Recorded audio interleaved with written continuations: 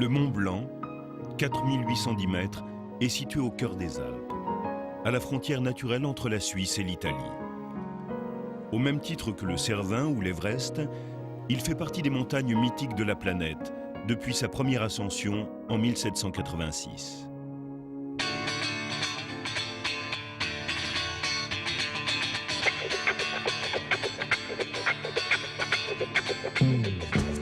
Après plus de 200 ans d'histoire de l'alpinisme, jalonnée de conquêtes et de drames, aujourd'hui des milliers d'alpinistes tentent chaque année cette ascension, devenue au fil du temps un voyage touristique en haute altitude, ou encore pour d'autres, un exploit aux limites de leur capacité physique.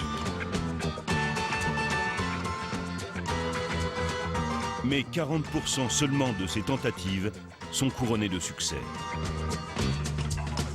Parmi ces conquérants de l'inutile, il y a Catherine, une jeune femme de 31 ans qui désire tenter pendant l'été, avec son guide Stéphane, la difficile ascension du toit de l'Europe. En somme, une anonyme parmi tant d'autres, à part que son défi n'est pas celui des autres. Alors j'ai une particularité qui, derrière les lunettes de soleil comme ça se voit pas, mais je suis pratiquement non-voyante. Depuis l'âge de 22 ans, j'ai perdu la vue, j'ai une dégénérescence de la rétine, donc à 22 ans, la maladie a évolué. Et au jour d'aujourd'hui, je vois encore la lumière. Je suis kinésithérapeute à Courchevel. 6 mois par an, je travaille dans un hôtel. Dans son institut de remise en forme à l'hôtel de Chabichou, Catherine soigne et conseille ses clients. Elle leur procure à chaque instant un peu de sa joie de vivre, tout en restant à leur écoute. Je suis kiné depuis maintenant 10 ans. Mon père m'a conseillé de faire ce métier, tout simplement. Il m'a dit, écoute, fais kiné, nous avec ta mère, on serait rassurés, tu aurais un métier en main que tu pourrais exercer tout le temps, même si un jour tu n'y vois plus du tout.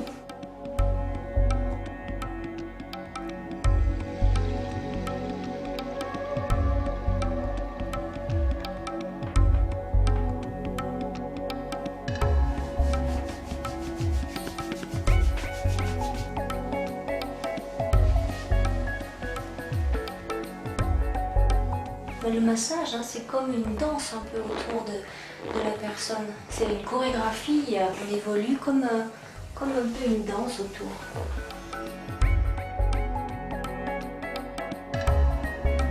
Inspirez. Relâchez.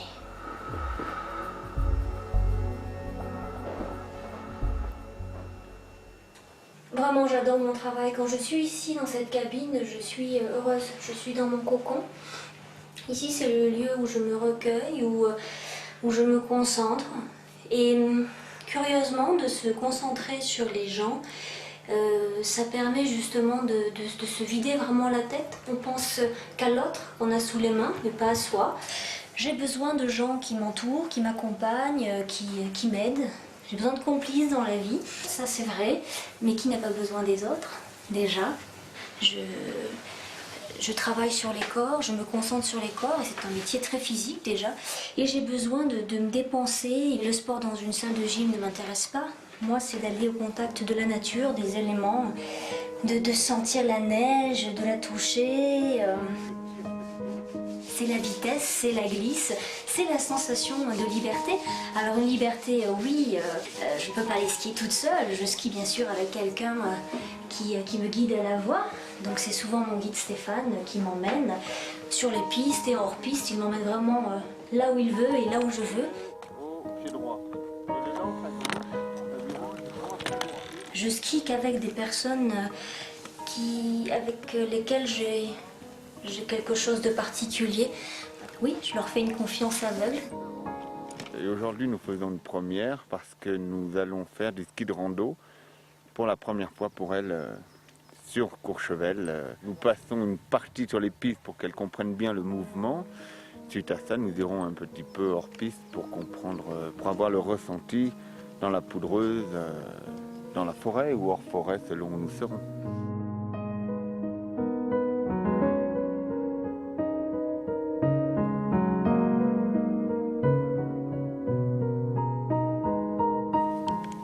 très bien.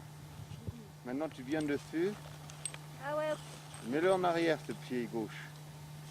Contre ton autre pied, recule, voilà. Tu le lèves.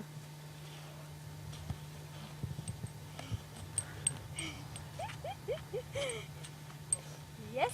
Voilà, c'est bon. Je connais pas mal de choses. Un peu plus que Stéphane, parce qu'il est nouveau sur Courchevel. Donc c'est souvent... Donc souvent c'est moi qui le guide à ski en fait. Voilà.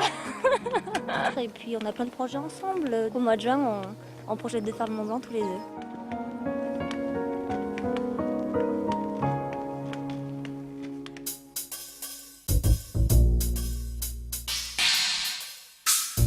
Pour ce projet, Catherine et Stéphane se rendent d'abord à Courmayeur, dans le Val d'Aoste, petit village au pied du versant italien du Mont Blanc, chez la société Grivel.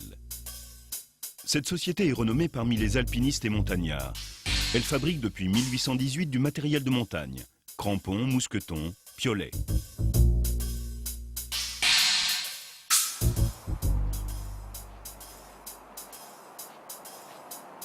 Aujourd'hui, Grivel a développé un nouveau type de crampon, parfaitement adapté aux besoins particuliers de Catherine. Bonjour Joachino. Enchanté. Joachino Gobi, lui-même descendant d'un illustre alpiniste italien, en est le directeur. Je charge du matériel, des chaussures, des crampons pour aller en haute montagne. Jusqu'à maintenant, on est arrivé à satisfaire grand, petit, maigre, gras, blond et brune, et pourquoi pas quelqu'un qui doit s'occuper des choses les yeux fermés. Là, c'est simple, il y a une encoche spéciale dans la chaussure qui correspond à une dent du crampon qui va se coincer dessus, pas de possibilité d'erreur, on ferme derrière et le tout c'est fait. Il faut mettre dans les pieds et de droite à droite et de gauche à gauche. C'est fabuleux. Le reste, ça marche tout seul. Ok. Voilà. J'essaye, hein. Je ne pas, hein. Non, non, non, surtout pas. Non. Ok. Tu m'expliqueras comment il faut faire. Et voilà, c'est génial. Et c'est quand même la première fois.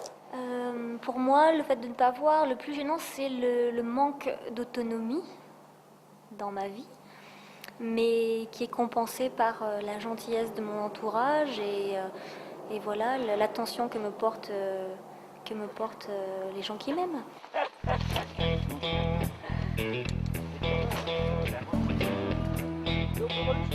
Le lendemain, à 8 h du matin, Catherine et Stéphane se retrouvent avec d'autres alpinistes devant la gare du téléphérique du Mont Blanc. Il faut s'équiper, mettre le baudrier, ce qui ne va pas sans poser de problème. Mais pour Catherine, ce n'est rien, car une magnifique journée s'annonce et, avec Stéphane à ses côtés, rien ne peut lui gâcher son plaisir.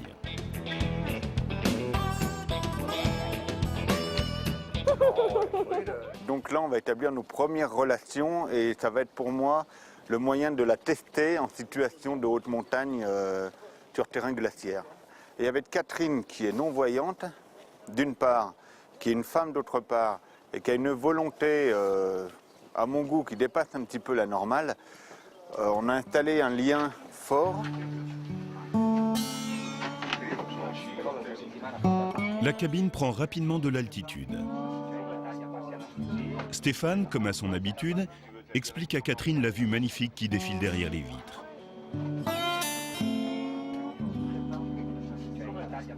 Pour rejoindre le tronçon suivant, elle se laisse guider par son Stéphane, toujours soucieux de mettre de la bonne humeur à chaque instant.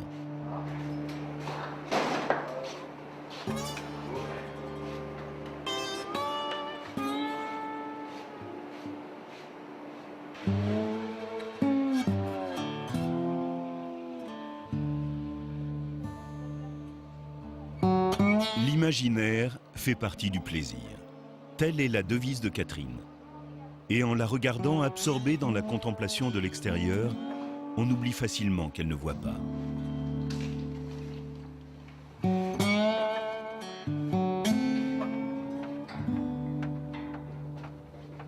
La vue panoramique à l'arrivée au sommet du téléphérique est extraordinaire autour de l'immense cirque glaciaire de la Vallée Blanche. Je vais te faire un petit tour d'horizon pour te situer un peu les données. Tout ce que tu vois en face, c'est la France, et plus loin derrière, c'est la Suisse. D'accord. D'accord. Et juste au-dessus de toi, tu as un doigt, un gros bitard, un gendarme. Ouais. Tu le devines un peu? Pile là, ouais. D'accord, ouais. C'est la dent du géant. D'accord. Les choses sérieuses commencent. À partir d'ici, c'est le royaume de la haute montagne. Donc moi, quand je marche, je dois réfléchir à chaque pas que je fais. Chaque pas, je pose et je ressens ce que j'ai sous le pied et j'adapte en fonction. Donc pour moi, il y a plusieurs ressentis. Il y a ce que j'ai sous le pied, il y a le guide qui est devant que je tiens, soit par la corde, soit par le sac à dos.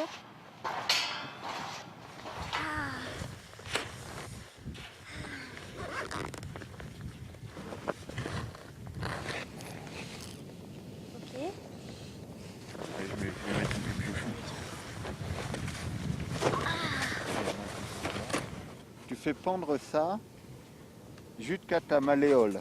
La malléole, c'est ça, à l'intérieur. Tu vois? Je sais, je suis kinée, ça va? Oui, mais oui, c'est vrai, devrait les kinés. Tu vas passer la première. Je t'explique la pente. Là, tu as une pente pentue. Ouais. L'amont est à gauche, l'aval est à droite.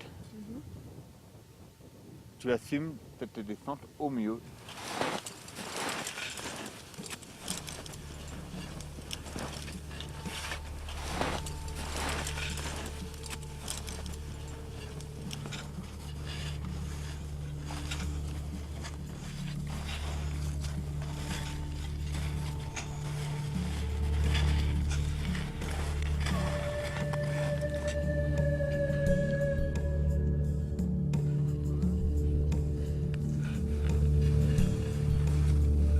Catherine est à l'aise et n'hésite pas à prendre le relais en tête de la cordée. Dans ce décor majestueux, le bruit de leurs pas évoque des étendues immenses.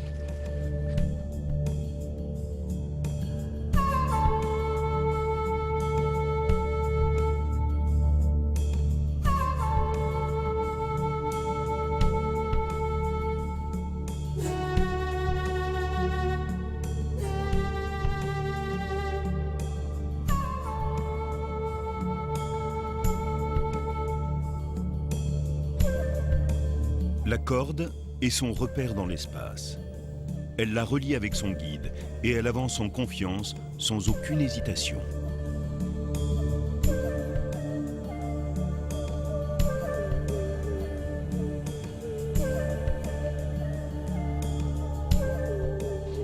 Moi ici c'est le bonheur pour moi quand je suis dans les montagnes, quand je suis dans le blanc, parce qu'il y a une lumière extraordinaire. Et moi je capte la lumière et pour moi ici c'est la pureté et je peux me ressourcer. Et donc je sors toutes mes antennes pour essayer de sonder le sol et m'adapter à chaque pas.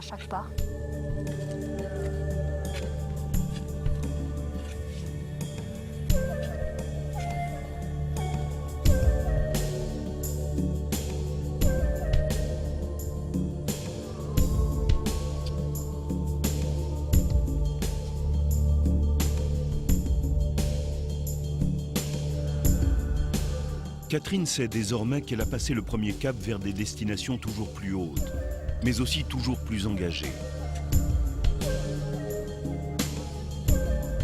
Cette journée d'acclimatation l'a rendue plus forte et son plaisir est d'autant plus intense. Maintenant, elle le sait, le Mont Blanc est à sa portée. Elle avait déjà fait un petit peu de randonnée glaciaire. Toutefois, j'étais surpris par son aisance. Sans la vue, j'aimerais faire un jour la même chose avec un bandeau sur les yeux.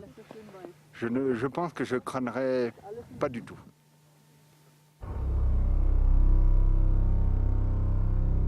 Deux semaines plus tard et après plusieurs ascensions très techniques à leur actif, nous les retrouvons au refuge des Cosmiques, situé à quelques pas du célèbre téléphérique de l'Aiguille du Midi. Ce magnifique refuge, géré par la compagnie des guides de Chamonix, est équipé pour assurer un confort optimal aux alpinistes. C'est aussi le point de départ vers de nombreuses voies dans le massif du Mont Blanc.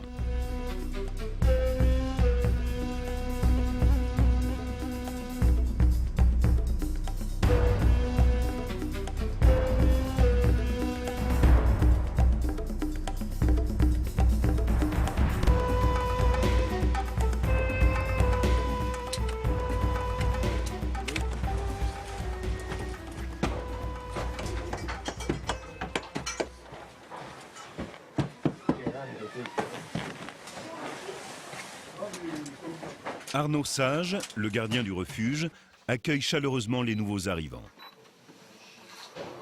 Dis donc toi, on ne regarde pas. Je le connais par cœur. 60. Merci. Nous, attends, je vais te prendre une bouteille. Tiens, pour faire ton code, il y a le code à faire. Stéphane a choisi cet itinéraire pour faciliter l'ascension à Catherine, alors que la plupart des alpinistes tentent l'ascension du sommet par la voie classique, qui prend son départ à Saint-Gervais, sur le versant français du Mont Blanc. Mais pour Catherine, toute cette zone rochée à faire entre Tête-Rousse et le Goûter est un peu sport, un petit peu raide, un peu... Elle le ferait, sans souci, hein, mais le fait d'attaquer ici directement dans la neige lui facilite largement le travail. Là, c'est beau, hein, par la fenêtre.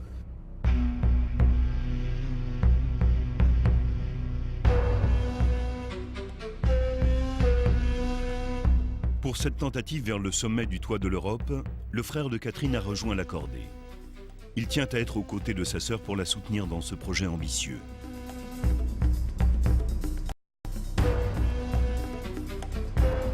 J'ai un rôle, effectivement, parce que déjà, ne serait-ce que pour la descente, c'est moi qui dois ouvrir. Hein.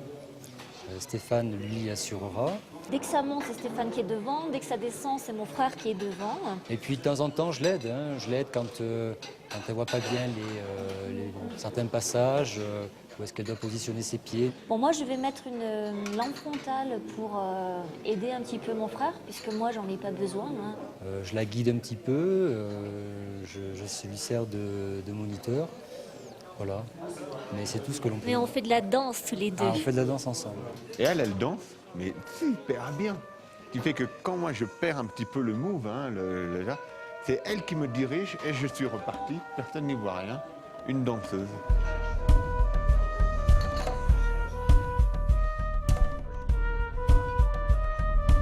Les quartiers de nuit sont pris. Et dans l'ambiance du refuge, devant une bonne soupe, les douleurs de la journée sont vite oubliées.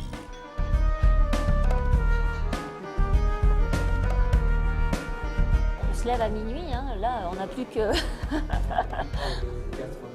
voilà, on n'a plus que 4 heures, donc on va aller se coucher.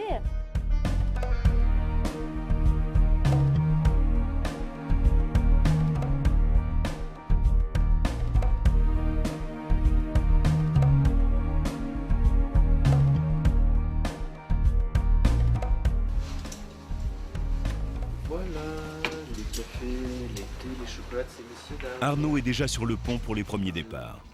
Le petit déjeuner est pris à 1h du matin. Heureusement. Heureusement, parce que sinon on pensait jusqu'à la matin.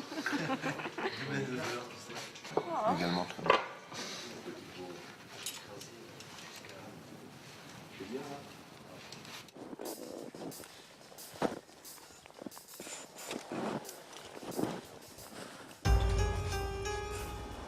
C'est le départ en pleine nuit, à la lueur des lampes frontales. Catherine a allumé la sienne afin que son frère puisse mieux la suivre. Pour Catherine, les courses en montagne ne signifient pas des challenges pour satisfaire son ego, mais des instants d'une rare pureté. Une parfaite harmonie entre le corps et l'esprit. Un parcours à l'intérieur de soi-même.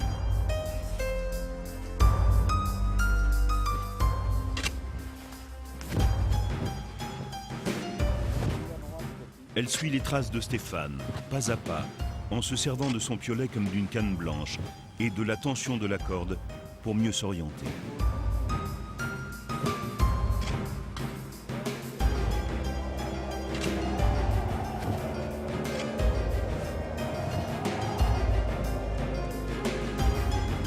Privée de la vue, elle doit compter sur son guide à chaque instant.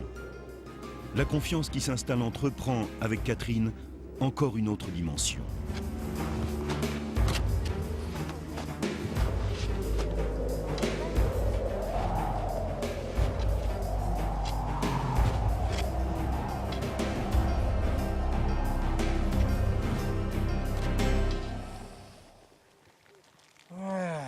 Ah, j'ai eu un coup d'hypoglycémie. T'avais envie de vomir. Il y a longtemps, j'ai appris une phrase qui disait « Si Dieu a créé la femme et la féminité, la montagne en est sa demeure. » On va voir. On va va voir en continuant. Il faut que je me requinque un peu.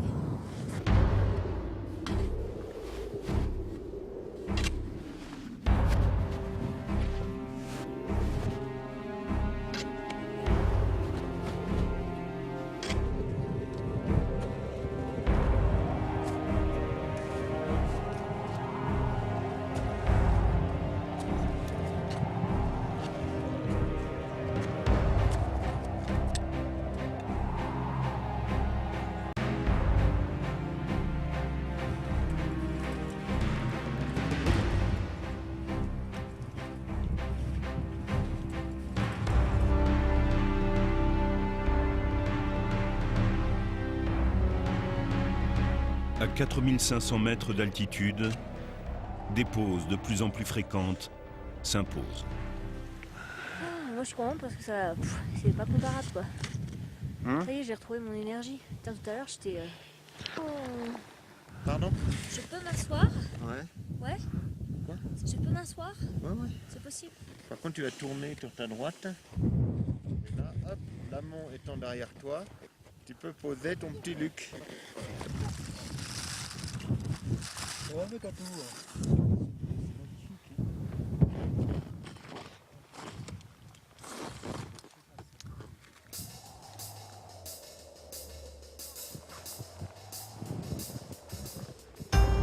La dernière côte avant le sommet devient un calvaire. C'est dans ce secteur, à quelques centaines de mètres du sommet, que beaucoup d'alpinistes abandonnent, terrassés par la fatigue et le mal des montagnes, provoqués par l'altitude. Mais pour Catherine, pas question de renoncer si près du but. Pas après pas, elle continue dans les traces de son guide. Derrière elle, son frère l'encourage au cours de cet ultime effort.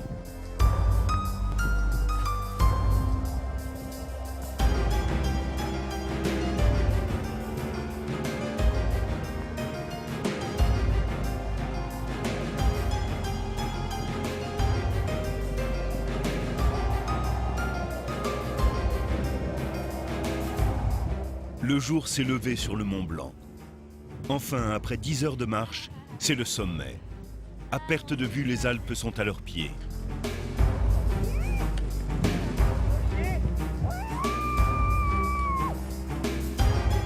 Pour Catherine, cet instant est magique. Un de ses nombreux rêves vient de se réaliser. Elle est folle de joie.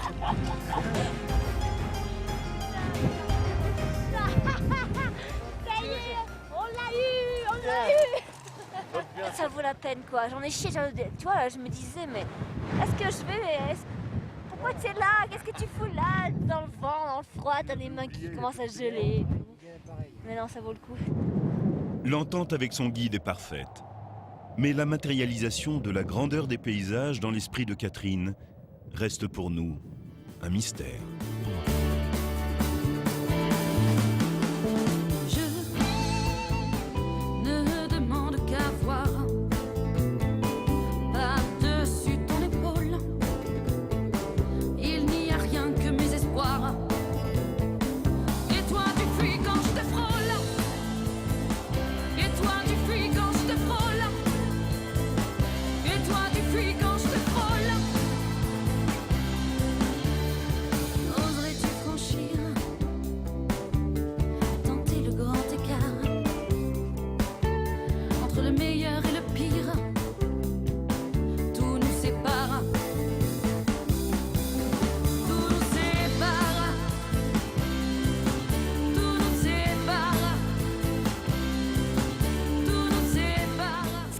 En fait, c'est de vivre les choses.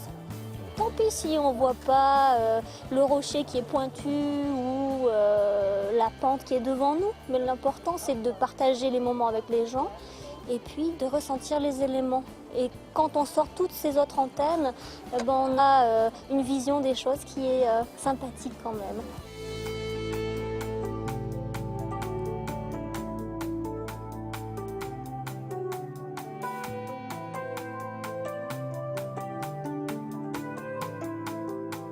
Et toi tu fuis quand je te frôle.